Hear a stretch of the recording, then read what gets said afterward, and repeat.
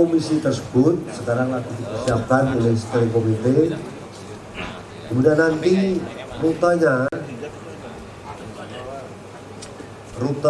akan kita lanjutkan dengan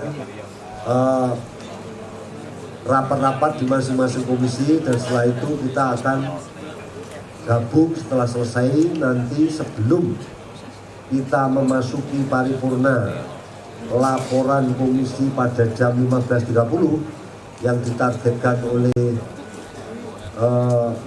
paripurna. Itu ada baiknya kita laporkan di forum ini dulu. Pertama, biarkan daerah-daerah mempersilahkan siapa yang duduk di subkomisi LPD, subkomisi ADRT maupun subkomisi.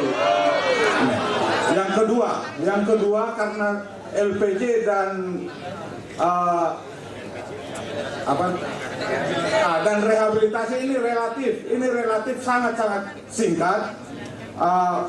Setelah mereka selesai harus diberi kesempatan untuk bergabung dengan komisi dengan subkomisi ADART. Nah, sehingga lebih fleksibel.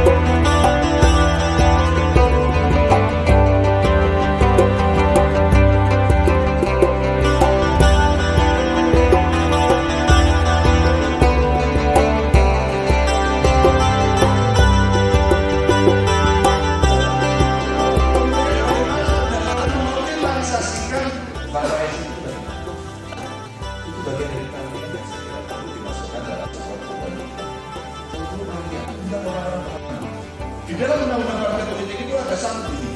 Yang pertama, itu terus-menerus tidak pernah dilaksanakan iuran anggota. Maka aja sesatkan itu. Tapi kenapa kemudian rakyat tidak mau iuran?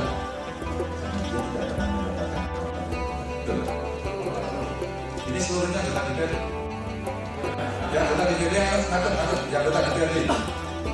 Saya wakil semua. Anda pasti dipotong dari fraksi. Karena ada sesuatu yang dituju dan Anda sebenarnya juga mendapatkan manfaat. Saya dibantu partai, saya bisa oleh partai, saya bisa ditunjuk oleh partai, maka saya ada manfaat. Mana ya? Nah, kalau mereka sudah mau pada saat itu, pasti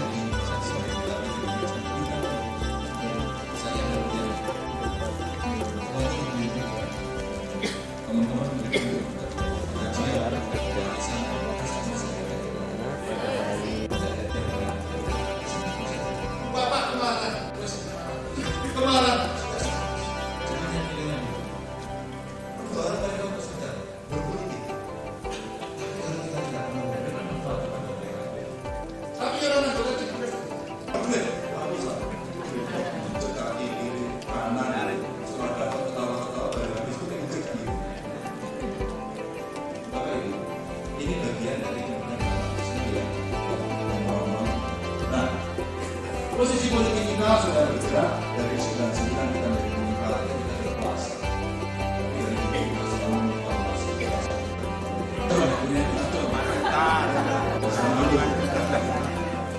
Ada yang kemudian biasanya digunakan kalau tinggi 117. Sekarang begitu media kayak gitu 10 miliar punya 10 titik 00 titik 00 titik 00 titik. Kemudian kita turun suaranya di 2004, turun lagi di 2009, luar biasa. Apakah hanya itu? Enggak. Tapi internasional itu menyebabkan. Jadi kalau kita bicara dari frame saya Bapak Ibu, kemudian kita mendapat undang-undang dasar kita dan pemerintahan negara yang bahasa Indonesia. Ya, demokrasi itu akan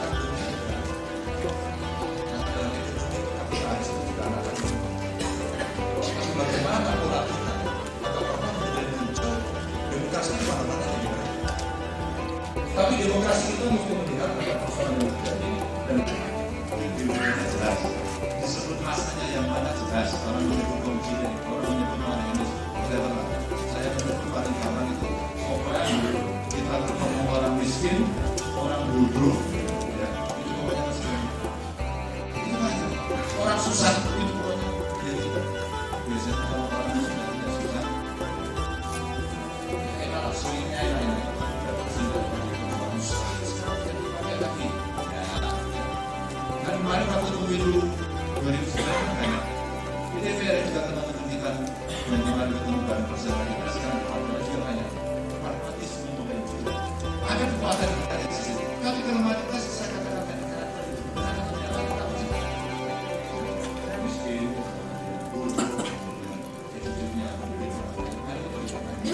itu ada kekuatan dan kelemahan. Kalau ada faktor-faktor strategis, ada perilaku pesaing dan peraturan perundang-undangan itu saya katakan tadi. Aturannya sendiri sudah digerak. Maka undang-undang pemilu itu mohon maaf. Agar ada affirmative action terhadap kaum perempuan, kita buatkan civil system.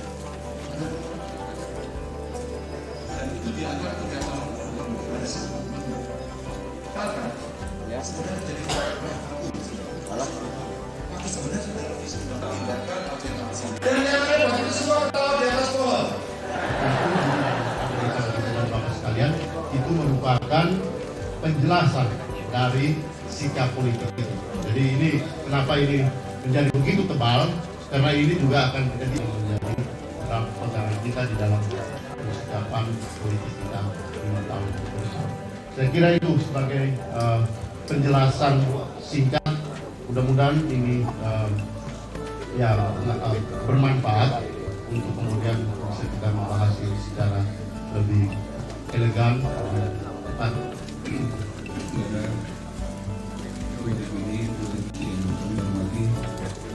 Assalamualaikum warahmatullahi wabarakatuh. Salam sejahtera untuk kami. Akan sedikit menambahkan apa yang disampaikan. Saya ditugaskan di Komisi Program Pak Frans. Nggak tahu, tapi tentunya saya harus siap ditugaskan di mana saja. Jadi saya berusaha memberikan sedikit tambahan ya, sharing dengan teman-teman.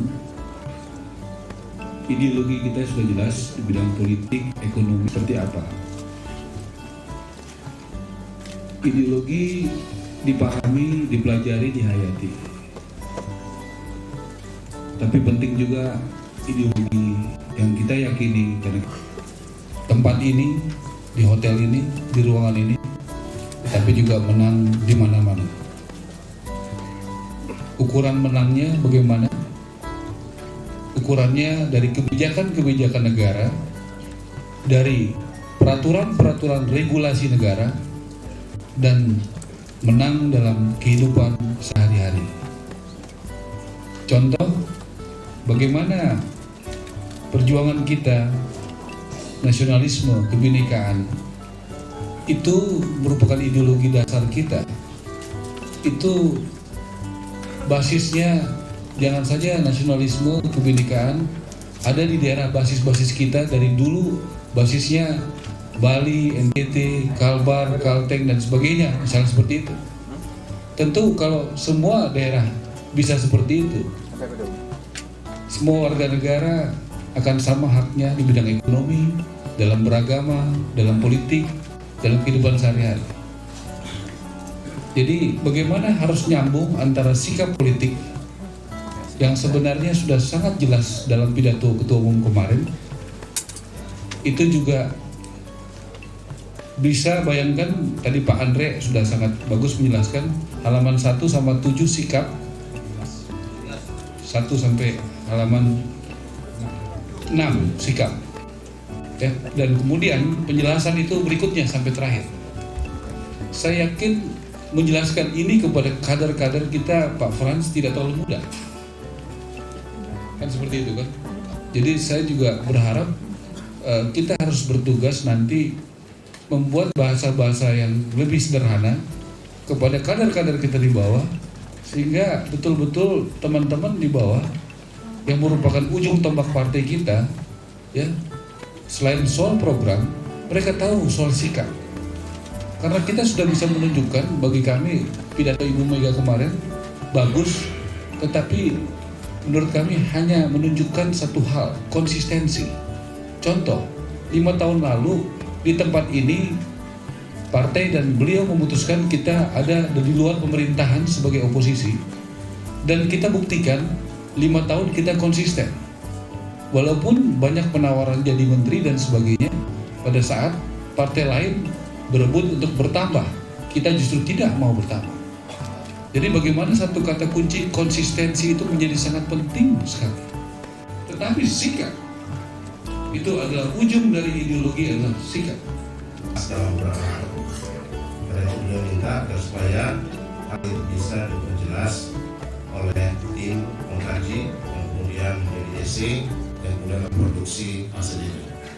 Yang ingin dijelaskan dan harus dijelaskan, PDI Perjuangan ini apakah dia merupakan partai yang mengelola negara, mengelola pemerintah secara keseluruhan, atau sekedar partai yang mengelola sama dengan miniaturnya negara. Cara mengelola partai adalah identik dengan mengelola negara. Karena itu kalau kita mau mendengar betul bahasa beliau yang memang tidak dimunculkan dalam dokumen, tetapi sekaligus cara berpemerintahan yang berbeda. Karena itu saya kira salah satu keputusan yang diharapkan juga dihasilkan oleh Kongres ketiga kali ini dulu yang pertama, itu yang kemudian bisa dirumuskan. Ini background dari dokumen ini. Yang kedua, juga diidentifikasi pengalaman kita selama 10 tahun ini. Ketika PDI Perjuangan, kader-kadernya, strukturalnya, maka yang berkembang itu ada 3 kecenderungan. Yang pertama, ada sebagian yang menganggap bahwa partai ini adalah